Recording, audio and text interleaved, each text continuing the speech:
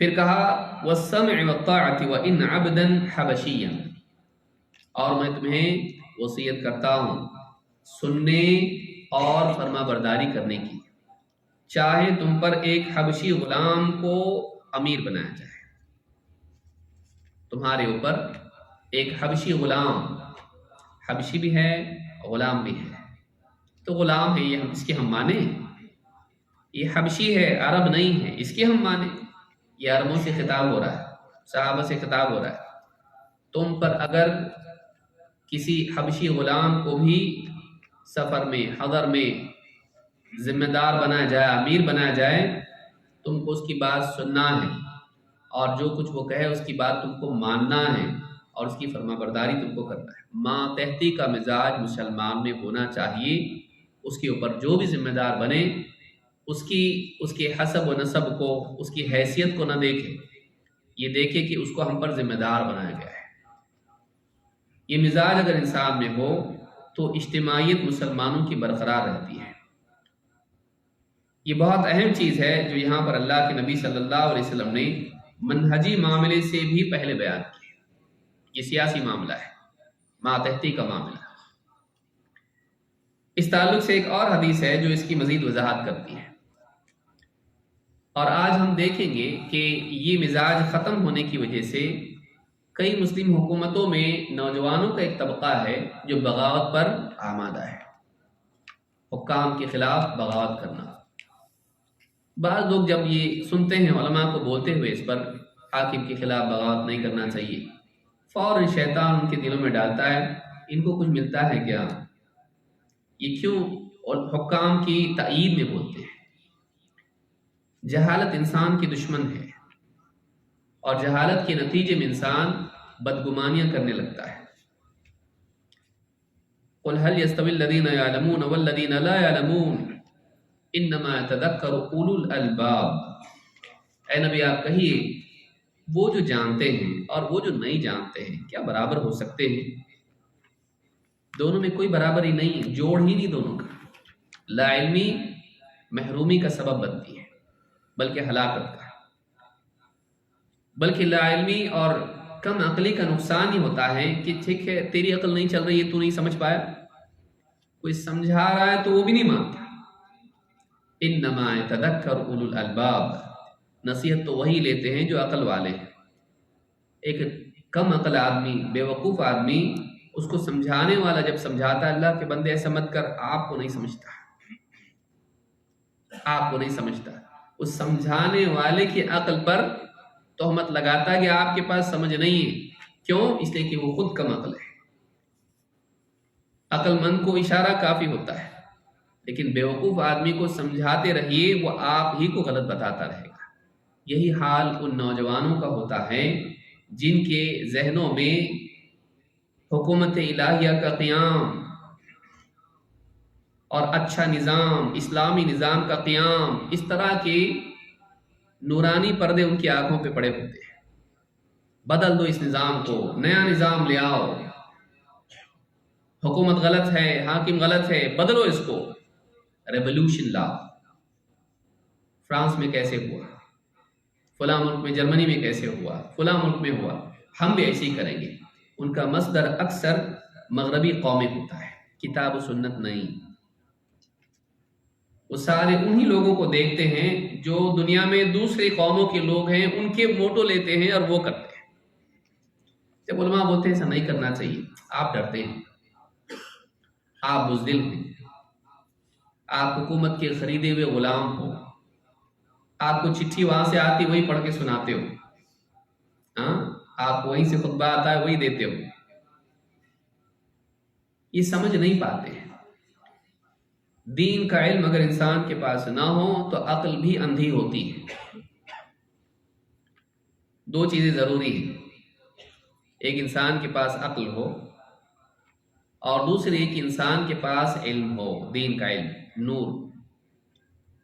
ایک انسان اگر اس کے پاس آنکھیں ہی نہ ہو، کتنا بھی اجالا وہ دکھائی نہیں دے گا، اس کے پاس سمجھنے کی صلاحیت ہی نہیں ہے۔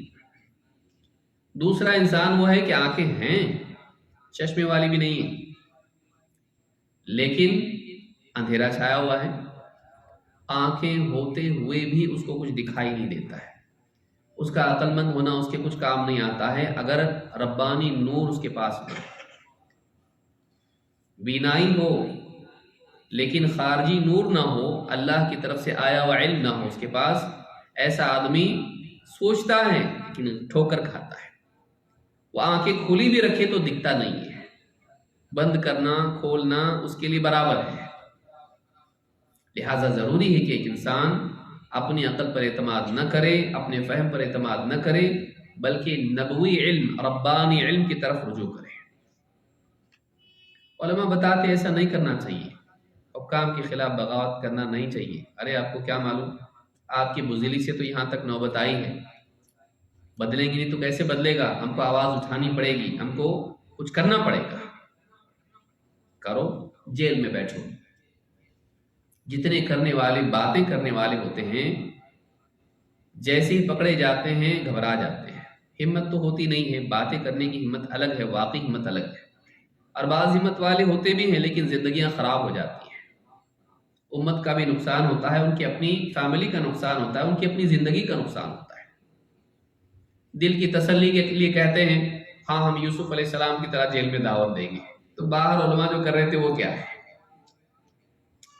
علماء درس دروس دے رہے ہیں، لوگوں کو دین سکھا رہے ہیں، لوگوں کو قرآن و سنت کی تعلیم دے رہے ہیں، طہارت سے لے کے آگے تک زندگی کے آئلی معاملات اور ساری چیزوں میں رہنمائی دے رہے ہیں، عقیدہ منہج سکھا رہے ہیں۔ بولے یہ کوئی کام ہے؟ یہ کوئی کام ہے؟ کام تو وہی جو ہم کر رہے ہیں، حکومت کو بدلنے کا کام۔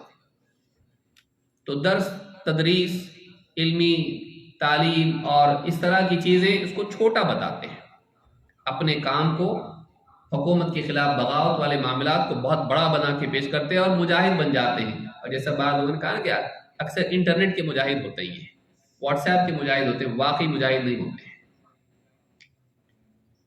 لیکن آپ دیکھیے جب پکڑے جاتے ہیں کیا حال ہے، بولے جیل میں دعوت دے رہا ہوں میں، الحمدللہ لوگوں کو جیل میں عقیدہ ان کا صحیح کر رہا ہوں، ان کو نماز سکھا رہا ہوں، کئی لوگوں نے توبہ کی، کئی لوگ جو ہیں مسلمان بھی ہوئے۔ تو یہ کام باہر نہیں کر سکتا تھا؟ محدود دائرے میں جو تو کام کر رہا ہے اس سے اگر یہ کوئی کام ہے؟ کچھ بھی کام نہیں ہے۔ وہی آدمی جو باہر علماء کے اس کام کو غلط بتا رہا تھا، کمتر بتا رہا تھا، اندر جا کے اسی کام کو بتا کے اپنے دل کو تسلی دیتا ہے کہ میں کچھ کر رہا ہوں۔ تو یہ باہر کرنے سے کس نے روکا تھا تجھ کو؟ سوچیے حاصل کیا ہے؟ جوانیاں بڑھاپے میں تبدیل ہو جاتی ہیں، بیویاں شوہر کے ہوتے ہوئے بیوہ کی زندگی گزارتی ہیں، بچے باپ کے ہوتے ہوئے یتیم کے حال میں پرورش پاتے ہیں۔ کیا ملا؟ کچھ بھی نہیں۔ لہٰذا ایک بہت اہم نقطہ ہے جو اس دور کے نوجوانوں کو یاد رکھنا چاہیے۔ علماء کی سنیے، ابھی سمجھ میں نہیں آئے گی، کئی لوگوں کو جیل میں جانے کے بعد سمجھ میں آتی، کوئی سمجھایا نہیں ہم کو، اور سمجھایا لیکن ہم سنے نہیں، اس کی بات بعد میں سمجھ میں آتا ہے۔ تو اس کے لیے بعض اوقات عقل آدمی کے پاس نہ ہونے کی وجہ سے نصیحت فائدہ نہیں دیتی ہے، کیونکہ وہ اپنی دھن میں جو چلتا ہے کسی کی سنتا نہیں ہے۔ نوجوان عام طور سے ایسا ہوتا ہے، علماء کی سننا چاہیے، نصوص کو دیکھنا چاہیے، دلائل کیا ہے، علماء کیوں منع کرتے ہیں، آئیے دیکھتے ہیں۔ ابو سلام کہتے ہیں قال حذیفہ بن الیمان، حذیفہ ابن یمان رضی اللہ عنہ کہتے ہیں قلت یا رسول اللہ انا کنا بشر، یہ آپ کے نوٹس میں نہیں، کہا کہ اللہ کے رسول انا کنا بشر، ہم شر میں مبتلا تھے، فجاء اللہ بخیر، اللہ تعالیٰ نے ہم کو خیر عطا کی، اللہ خیر لے آیا، فنحن فیہ، تو ہم اس خیر میں آج جی رہے ہیں، فہل من وراء هذا الخیر شر، تو اللہ کے رسول اس خیر کے بعد بھی کوئی شر ہوگا؟ قال نعم، اللہ کے نبی صلی اللہ علیہ وسلم نے کہا ہاں اس خیر کے بعد شر ہوگا۔ قلت وهل وراء ذلك الشر خیر، تو اس شر کے بعد پھر سے خیر آئے گی؟ قال نعم، ہاں۔ قلت فهل وراء ذلك الخیر شر، وہ جو خیر ہوگا جو شر کے بعد آئے گا اس کے بعد پھر سے شر آئے گا؟ قال نعم، ہاں۔ قلت کیف، کیسے اللہ؟ آپ دیکھیں اتنے سیدھے سادے بھولے بھالے صحابہ تھے لیکن بہت عقل مند تھے، دل کے بھولے تھے لیکن حالات کے اعتبار سے بڑے عقل مند تھے۔ پوچھنے کی چیز برابر پوچھی انہوں نے، تب تو آج ہم کو معلوم پڑ رہا ہے، ورنہ ہم فضول چیزوں میں وقت برباد کر دیتے ہیں۔ قلت کیف، کیسے اللہ کے رسول، ایسا کیسے ہوگا؟ خیر کے بعد شر، شر کے بعد خیر، خیر کے بعد پھر شر۔ قال یکون بعدی ائمة لا یہتدون بہدائے، میرے بعد کچھ ائمہ، امام، کچھ سربراہ، کچھ قائد، کچھ لیڈر، کچھ حاکم ایسے ہوں گے، لا یہتدون بہدائے، جو میری ہدایت سے رہنمائی نہیں لیں گے، ولا یستنون بسنتی، اور میری سنت کی پیروی نہیں کریں گے، میری سنت کا اہتمام نہیں کریں گے، میری رہنمائی کی تابعداری نہیں کریں گے۔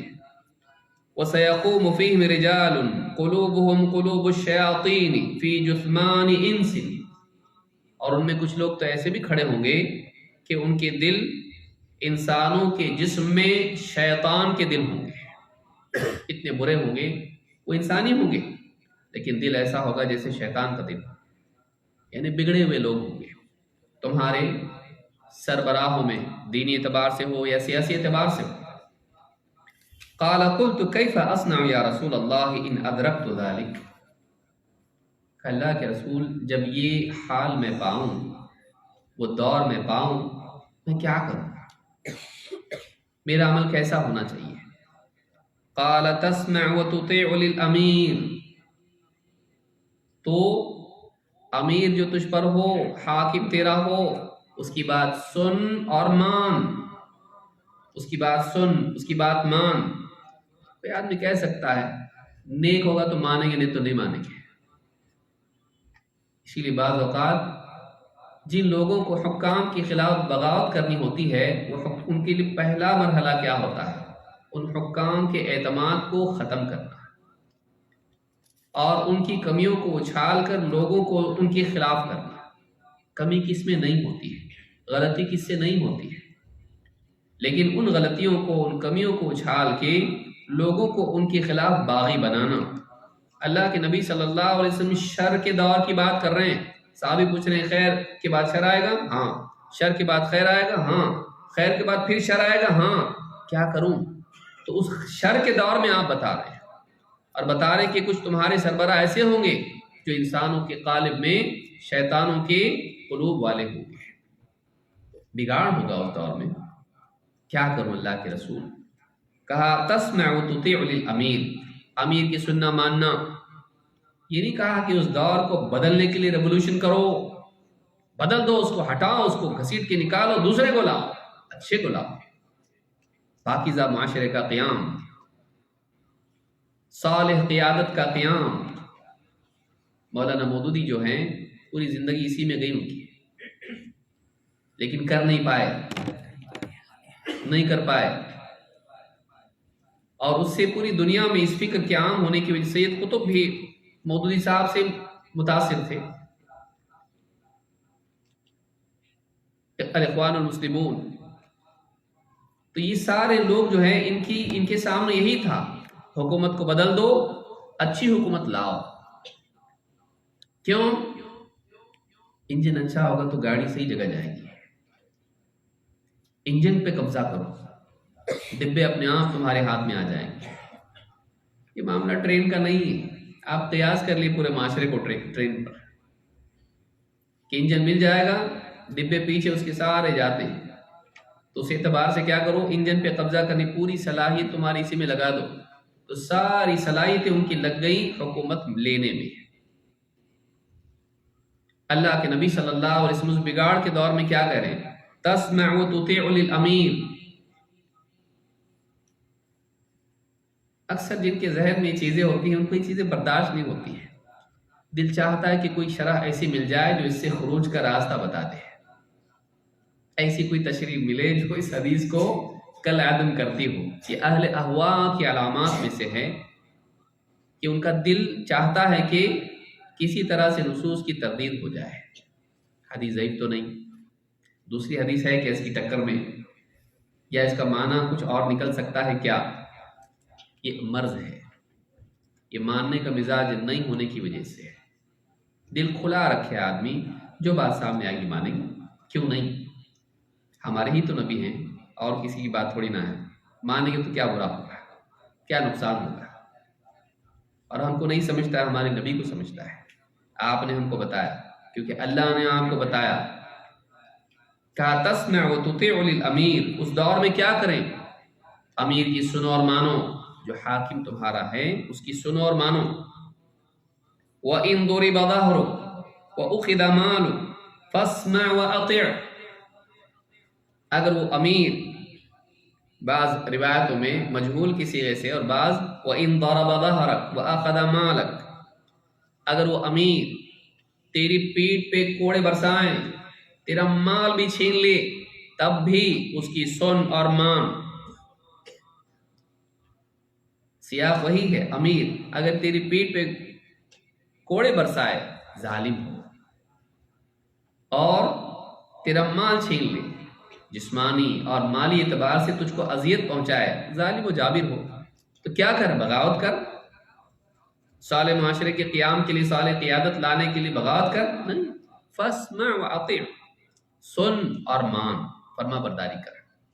یہ حدیث کہاں ہے؟ صحیح مسلم میں.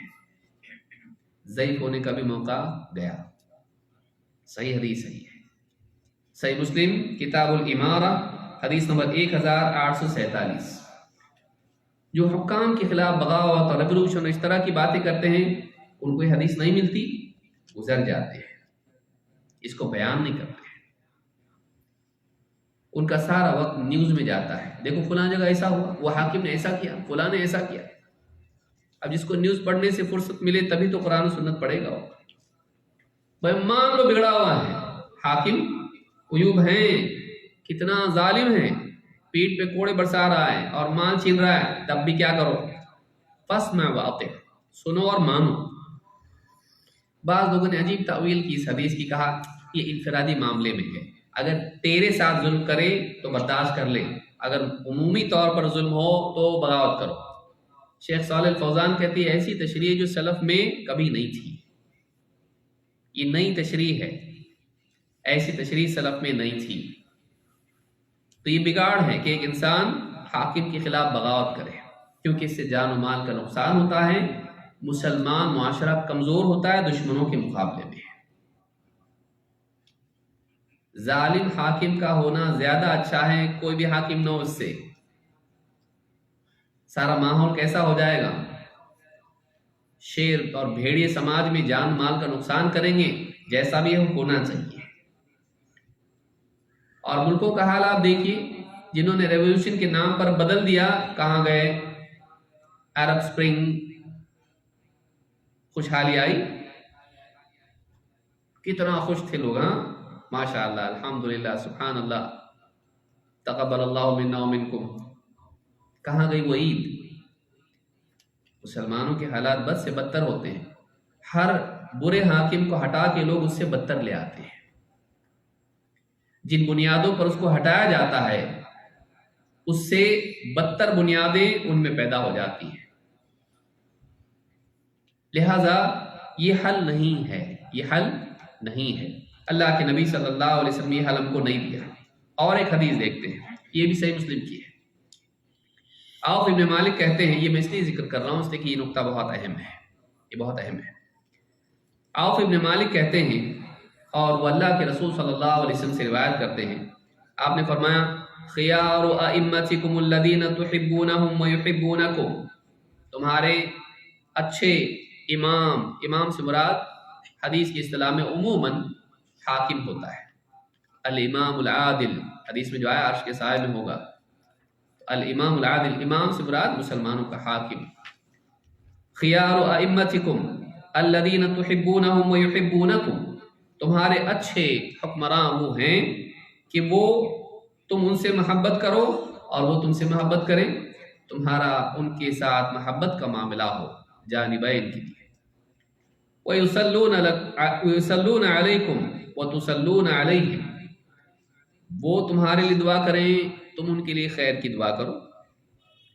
وَشِرَارُ أَئِمَّتِكُمْ الَّذِينَ تُبْغِضُونَهُمْ وَيُبْغِضُونَكُمْ، لیکن تمہارے برے حکام وہ ہیں کہ تم ان سے بغض رکھو، نفرت رکھو، اور وہ بھی تم سے نفرت کریں. نہ یہ ان کو پسند کرتے نہ وہ ان کو پسند کرتے.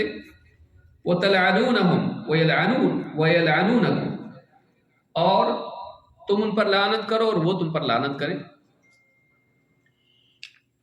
بغض، لعنت.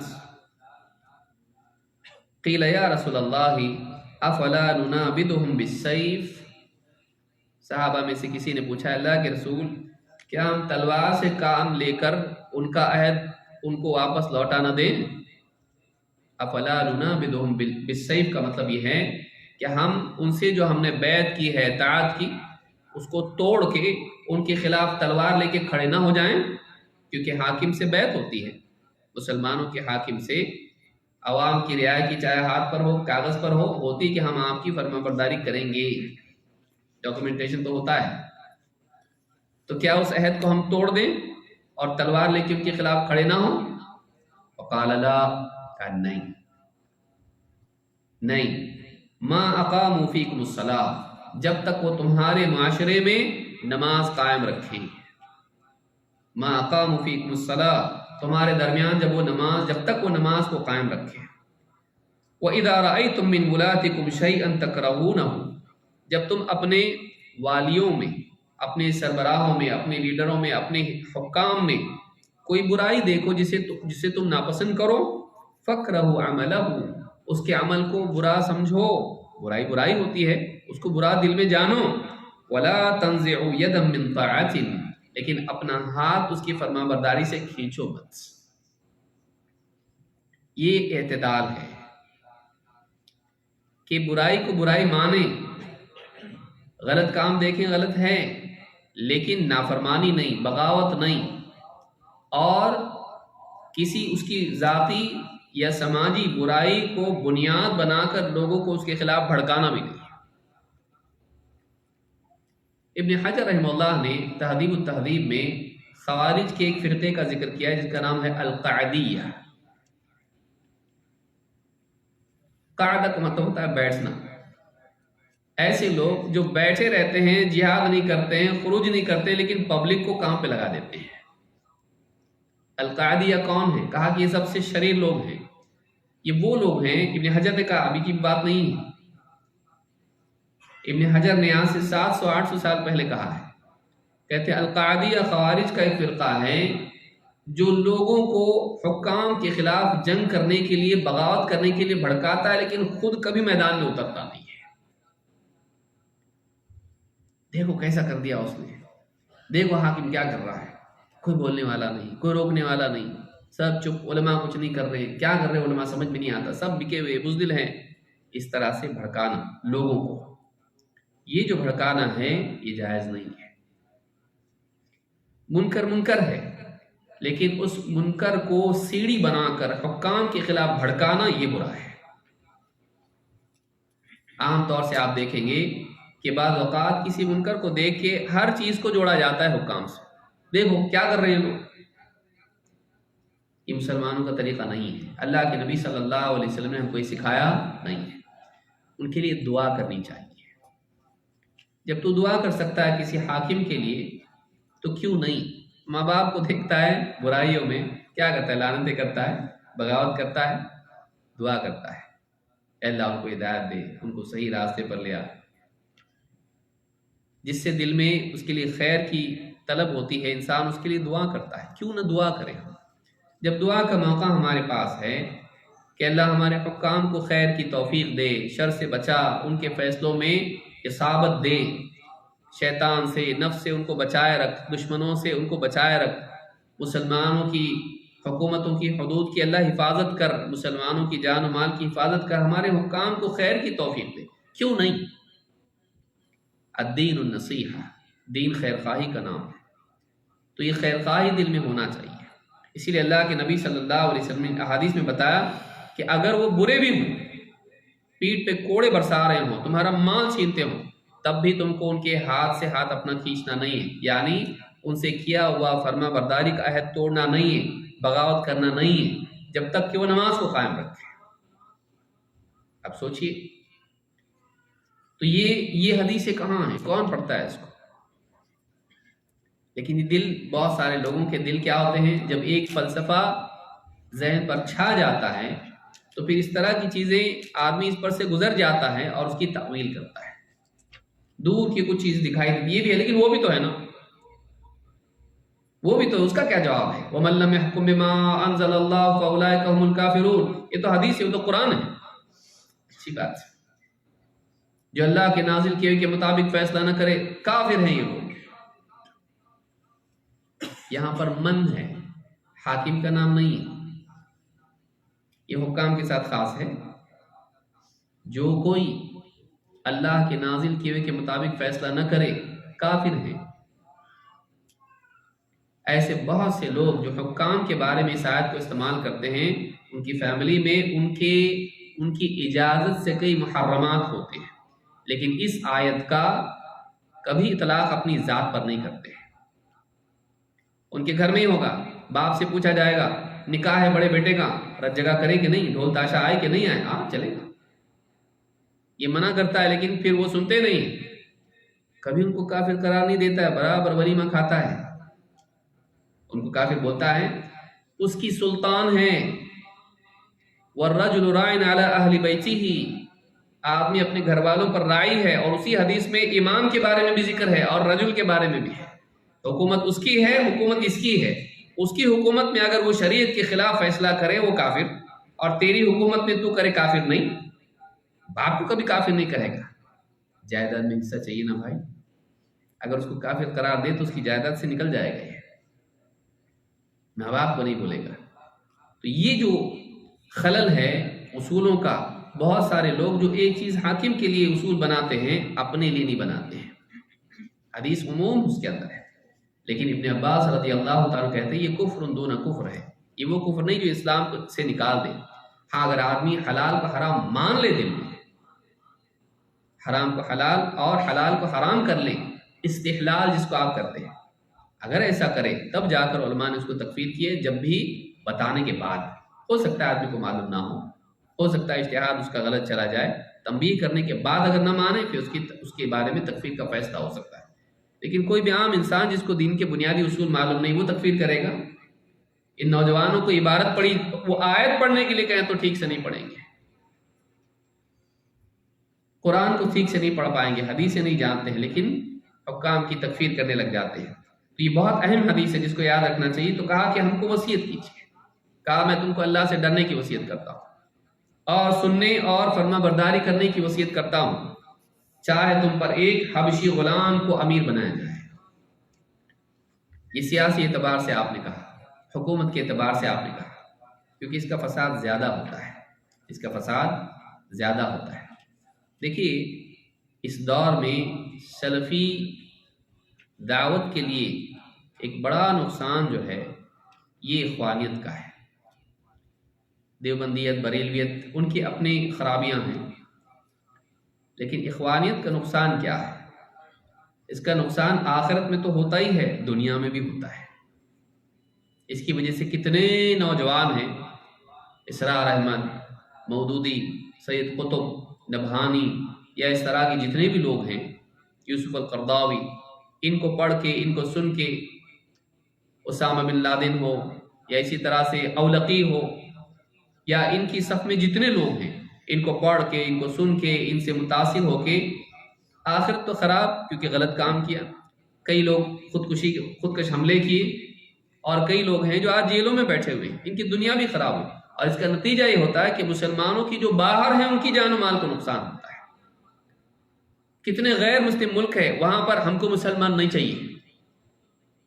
مسلمانوں کے دشمن لوگ کیوں بن رہے ہیں؟ آپ ٹرین میں سوار ہوں، آپ پلین میں جائیں، آپ راستے پر گزر رہے ہوں، لوگ کیوں نفرت کر رہے ہیں؟ یہ ٹیررسٹ لوگ ہیں، اس سماج کے لیے ضرر ہیں۔ یہاں بلاسٹ، وہاں بلاسٹ، یہاں ایسا ہوا، وہاں ایسا ہوا، یہ اچھے لوگ نہیں ہیں۔ کس کی وجہ سے ہوا یہ؟ کچھ زمانے پہلے ہمارے اپنے ملکوں میں یہ حال تھا کہ لوگ مسجد کے سامنے کھڑے ہو کے اپنے طریقے سے ہاتھ جوڑ کے کھڑے ہوتے تھے۔ کوئی داڑھی والا بزرگ گزرا تو وہ اس کا احترام کر کے اس کے لیے راستہ دیتے تھے، آیا تو بیٹھنے کے لیے جگہ دیتے تھے۔ اپنے گھروں کے فیصلے مسلمانوں سے کرواتے تھے. کیوں تھا وہ زمانہ؟ کہاں تھا وہ زمانہ؟ بہت دور نہیں تھا. آج ایسا کیوں ہوا؟ کچھ لوگوں کی غلطیوں سے اور کچھ لوگوں کی سازشوں سے. ہم ہی نہیں کہیں گے کہ سازش نہیں ہے، لیکن سازشیں کب نہیں تھی؟ مسلمانوں کے دشمن کب نہیں تھے؟ موقع کس نے دیا؟ موقع کس نے دیا؟ 9/11 کے بعد سے جو شروع ہوا ہے یہ رکنے کا نام نہیں لیتا ہے. تو سازشیں مسلمانوں کے خلاف ہیں، تھی، رہیں گی. سب آپ سے پیار کرنے والے نہیں ہیں، دشمن بھی آپ کی دنیا میں ہیں. لیکن آپ بیٹھے نہ ان کی گاڑی پہ، ان کے فلسفوں کو آپ نے لیا، ان کے ٹرینڈ کو آپ نے فالو کیا، اور آپ نے اپنا بھی نقصان کیا، مسلمانوں کی جان و مال کا نقصان کیا، اسلام کے نام کا نقصان کیا. اسلام بولتے ہی کئی لوگوں کو غصہ آتا ہے. کس کی وجہ سے؟ ان کے سامنے وہ لوگ ہیں جنہوں نے کہیں نہ کہیں سماج میں غلط کام کیے ہیں، بم دھماکے، یا اسی طرح سے اساسینیشن، یا اسی طرح سے کسی کی گردن کاٹ دی کسی کارٹون کی وجہ سے یا کسی اور وجہ سے. علماء کی نہیں سنی انہوں نے، اپنے دل سے جو کرنا تھا کیا. ٹھیک ہے، ان کے ایمانی جذبے کو ہم مانتے ہیں، لیکن صرف ایمانی جذبہ کافی نہیں ہے. سماج میں آدمی کو ایسا کوئی قدم اٹھانا نہیں چاہیے جس سے مسلمانوں کی جان و مال کو نقصان. حضرت حذیفہ رضی اللہ عنہ کو بھیجا تھا، کیا کہا تھا اللہ کے نبی صلی اللہ علیہ وسلم؟ جنگ کی آگ بھڑکا کے مت آنا، جا کے صرف دشمن کی خبر لے کر آنا. سوچیے، اللہ کے نبی صلی اللہ علیہ وسلم جنگی حالات ہیں لیکن پھر بھی کہہ رہے ہیں جنگ کے حالات بھڑکا کے مت آنا. منافق کو آپ قتل، یعنی آپ کے خلاف اعتراض کرنے والے کو قتل نہیں کر رہے ہیں، منافق کو قتل نہیں کر رہے ہیں. کیوں؟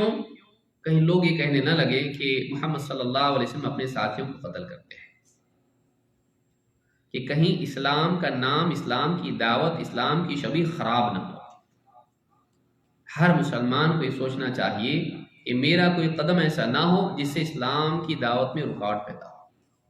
اور میں آج غلط کر رہا ہوں، یہ آدمی مجھ کو کچھ نہیں کر سکتا ہے، لیکن کہیں نہ کہیں وہ مسلمان سے بدلہ لے گا. ہمارے یہاں پر مسلمانوں کی اکثریت ہے لیکن کہیں اقلیت بھی ہوگی. میں یہاں کچھ گڑبڑ کروں گا، یہاں میں اپنی طاقت کا مظاہرہ کروں گا، ظلم و زیادتی کروں گا، ان کا جواب پتھر سے دوں گا. کہیں اور مسلمان قلت میں ہوں گے، وہاں ان کے ساتھ بدلہ لیا جائے گا.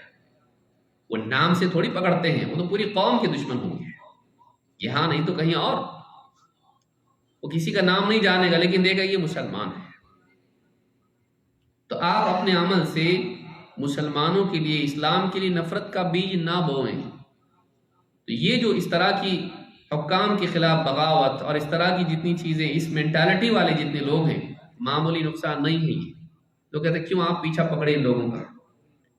بھائی ان کی وجہ سے کتنا نقصان ہوا ہے. یہ صرف آخرت کی گمراہی. ایک آدمی تصوف کے میدان میں چلا گیا، شرکیات میں گیا، درگاہ میں جا کے غلط کام کر رہا، غلط ہے اور بڑا غلط ہے. شرکیات بڑا غلط ہے، لیکن اس کا اثر جو ہے اس کی ذات تک محدود رہتا ہے. سیاسی گمراہی کا نقصان ہی ہوتا ہے کہ اس سے آخرت کا نقصان تو ہوتا ہے، دنیا کا بھی ہوتا ہے، جان و مال کا ہوتا ہے، اور اسی طرح سے اسلام کی دعوت کو نقصان ہوتا ہے. لہذا اخوانیت اور اس طرح کی جتنی بھی سسٹر آرگنائزیشنز اس کی ہیں، ان کا نقصان بہت بڑا ہے. اور اہل حدیث دیوبندیت سے دھوکہ نہیں کھاتا، بریلویت سے دھوکہ نہیں کھاتا، اخوانیت سے کھا جاتا ہے. کیوں؟ قال اللہ، قال رسول اللہ. دیکھو آیت، جہاد کی آیت دیکھو حدیث دیکھو، اس بارے میں ایسی ہے. آدمی دھوکہ کھا جاتا. علماء سے پوچھنا پڑے گا، ارے علماء بزدل بھائی کہاں جا رہے ہو وہاں پر؟ یہ دیکھو پروفیسر صاحب آپ کو سمجھائیں گے اچھے سے. اکثر ان کے پاس علماء نہیں ملیں گے، نوجوان اور ان کا ایک گروپ لیڈر ہوگا جو سمجھائے گا سب، اور ایسے انداز میں پیش کرے گا کیونکہ وہ پریپیئرڈ ہے. ادھر کی ہسٹری، ادھر کی ہسٹری، یہاں سے جہاز آئے، وہاں سے ایسا ہوا، یہ ہوا، وہ ہوا، گلف وار میں ایسا ہوا، اور آپ کے سامنے رکھے گا اور متاثر کرے گا آپ کو. آپ کا دل بھی بولے گا ہاں نہیں، صحیح نہیں ہے. اسی لیے تو ہم بولتے ہیں علماء کے پاس جاؤ گے، یہ آیت وہ حدیث تم کو گھما دیں گے. تو پہلے سے ذہن میں ڈالتا ہے کہ گھما دیں گے. اب آدمی اسی بدگمانی کے ساتھ علماء سے پوچھتا بھی ہے، بعض اوقات جواب آتا ہے لیکن سنتا نہیں، کیونکہ جذباتی آدمی کو کچھ سمجھ میں نہیں آتا. گھر کے جھگڑوں میں بھی آپ دیکھیے اصولی بات آپ کریں سمجھ میں نہیں آتی. جب کسی کے منفی جذبات کو بھڑکا دیا جائے تو اصولی بات اس کو سمجھ میں نہیں آتی، وہ سننے کی پوزیشن میں نہیں رہا، اس کی نگاہ ہمیشہ منکرات پہ ہوتی ہے، اس کا کیا. لیکن وہ اس کے پار نہیں دیکھ پاتا ہے کہ اس کے لیے اگر موڈ کھڑا ہوگا تو اس کے بعد نقصانات کیا ہیں. اس سے بڑا شر ہے، اس کو مٹانے کے لیے تو کھڑا ہوگا، اس سے بڑا شر تو پیدا کرنے والا بن جائے گا. اللہ کے نبی صلی اللہ علیہ وسلم، آدمی آیا مسجد میں پیشاب کرنے لگ گیا، صحابہ اس کو مٹانے کے لیے اٹھے. ماں کیا کرتا ہے؟ اللہ کے نبی صلی اللہ علیہ وسلم نے ان کو روکا، دعوه ولا تجرموا، چھوڑ دو اس کو، مت ڈانٹو، مت روکو. مسجد میں پیشاب کر رہا ہوں منکر نہیں ہے، سماج میں پیشاب آپ کی سمجھ میں آ رہا ہے، گندگی برائیاں آپ کی سمجھ میں آ رہی ہیں، لیکن مسجد میں آ کے کر رہا ہے. اللہ کے نبی صلی اللہ علیہ وسلم مت روکو، چھوڑو اس کو، سمجھ میں نہیں آتا. جب وہ فارغ ہوا تو آپ نے بلایا اس کو اور پیار سے سمجھایا، مسجد پیشاب کرنے کی، گندگی کرنے کی جگہ نہیں ہے، مسجد اللہ کا ذکر کرنے، قرآن کی تلاوت کرنے اور نماز پڑھنے کی جگہ ہے. سمجھا کے اس کو بھیجا. علماء نے کہا کیوں ایسا کیا اللہ کے نبی صلی اللہ علیہ وسلم نے؟ منکر کو روکنا چاہیے تھا نا، لیکن کیوں نہیں روکا؟ اگر آپ روکتے تو ایک گندگی، امام نووی نے بھی یہ بات کہی ہے، اگر آپ روکتے اسی وقت میں تو وہ گندگی جو ایک کونے میں ہے پوری مسجد کے اور زیادہ حصے میں پھیل جاتی ہے. پیشاب کرنے والا اس کو گھسیٹنے سے، کھینچنے سے اس کا پیشاب ایک کونے میں رہنے کے بجائے اب تو شروع ہو چکا ہے، پیشاب کر ہی رہا ہے، گندگی تو ہو چکی. اب انتخاب اس میں نہیں ہے کہ گندگی ہو یا نہ ہو، اب انتخاب اس میں ہے کہ گھٹے یا بڑھے. بعض اوقات منکر کو روکنے والے گندگی کو بڑھانے والے بنتے ہیں. اس حدیث سے یہ بات معلوم ہوتی ہے، گندگی کو بڑھانا نہیں ہے. آپ کی کوشش گندگی کو بڑھانے والی نہیں بننا چاہیے. اور اکثر اس طرح کی مینٹالٹی رکھنے والے نوجوان ہوتے ہیں، اتنی بصیرت ہوتی نہیں ہے، اتنی باتیں سمجھ میں نہیں آتی ہیں، استنباط کی صلاحیت تو چوپٹ ہوتی ہے بالکل. بس وہ کچھ آیتیں لے لیتے ہیں، ریفرنس چیپٹر 1 ورس 2، اور پھر سیدھے شروع ہو جاتے ہیں. یہ آیت ہے، قرآن کی آیت، آپ اس کا کیا جواب دیں گے؟ بھئی اس کا استنباط اس میں تو کر پا رہا ہے، سمجھ پا رہا ہے؟ وہ ایسی جیسے آدمی کہے وَالسَّارِقُ وَالسَّارِقَةُ فَاقْطَعُوا أَيْدِيَهُمَا، چور مرد چور عورت کاٹو ان کے ہاتھ. اب نکل جائے، ہاں چھری لے کے نکل جائے، جو بھی مارکیٹ میں ملے چوری کیا، پکڑا اس کا ہاتھ کاٹ دیا. اللہ کا حکم ہے بھائی، صحیح ہے. اس میں کہا ہے کہ حاکم، قرآن میں آیت میں لکھا ہوا ہے حاکم نہیں ہے اس میں. فَاقْطَعُوا جمع کا صیغہ ہے، سب کا خطاب، سب سے خطاب ہے. اقیموا الصلاۃ سب کے لیے، فَاقْطَعُوا أَيْدِيَهُمَا سب کے لیے ہے. کیا ایسا کریں گے؟ آپ کو دیکھنا پڑے گا اس آیت کی تطبیق کیسے ہوئی نبوی دور میں. کہ صحابہ چھریاں لے کے گھومتے تھے، سب کے ہاتھ کاٹتے تھے، یا قاضی کے فیصلے کے بعد اس کا نفاذ ہوتا تھا؟ اب آیت میں تو وہ نہیں ہے، اس کے لیے اور بھی علم کی ضرورت ہے. دیکھیے بہت ساری باتیں ہیں، یہ بہت اہم نکتہ ہے، اس کو سمجھنا ضروری ہے. میں تفصیل سے اسی لیے سمجھا رہا ہوں، اس لیے کہ یہ آج کے دور کی مصیبت ہے. نوجوان طبقہ بڑی آسانی سے انٹرنیٹ سے کوئی نہ کوئی اس کو مل جاتا ہے اور اس کو اٹھا کے لے جاتا ہے.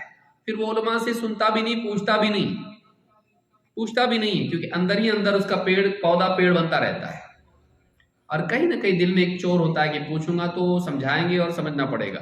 دل میں اس کو مزہ بھی آتا رہتا ہے، اس فکر کی ایک وہ لیلا کی طرح اپنی طرف کھینچتا ہے، اور آدمی اس کے پیچھے پیچھے چلتا ہے اور دل نہیں چاہتا ہے کہ کوئی سمجھائے اس کو، اس نشے سے نکلنا نہیں چاہتا، تو اس لیے پوچھتا بھی نہیں علماء سے. اور ایک بدگمانی بھی دل میں ہوتی ہے، علماء کسی طرح سے مجھ کو روک دیں گے، کچھ نہ کچھ بولیں گے، یہ حدیث بتائیں گے، وہ آیت بتائیں گے اور روک دیں گے مجھ کو، اور وہ اس کو اچھا لگتا ہے. فیصلہ پہلے نہیں ہونا چاہیے، تحقیق کے بعد میں.